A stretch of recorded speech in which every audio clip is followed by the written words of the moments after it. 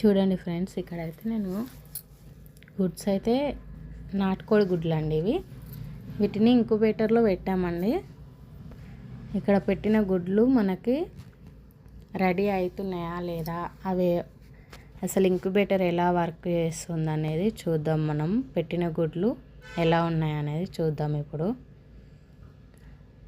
నేను ఇక్కడ incubator on చేస్తున్నాను. చూడండి, ఓపెన్ చేసి అందులో ఉన్న ఒక ఎగ్ని అయితే మనం తీసుకొని టెస్ట్ చేసి చూద్దాం. ఇప్పుడు చూడండి, నేనైతే 6 నెంబర్ ఎగ్ని అయితే తీసుకున్నాను. నాకైతే చాలా ఎగ్జైట్మెంట్గా ఉంది ఫ్రెండ్స్.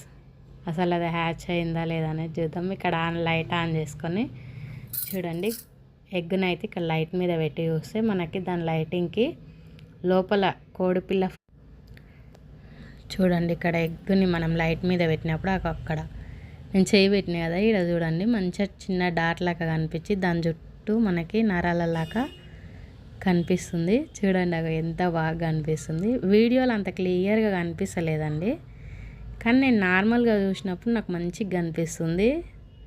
చాలా హ్యాపీగా ఉంది చూడడానికి. వావ్, సక్సెస్ అవుతుంది ఎగ్ అనేది, ఇంకా కోడిపిల్ల వస్తుంది దాంట్లోకించి అని చాలా హ్యాపీగా ఉంది. చూడండి, మీకు ఇక్కడ చిన్న డాట్ కనిపిస్తుంది 6 దగ్గర.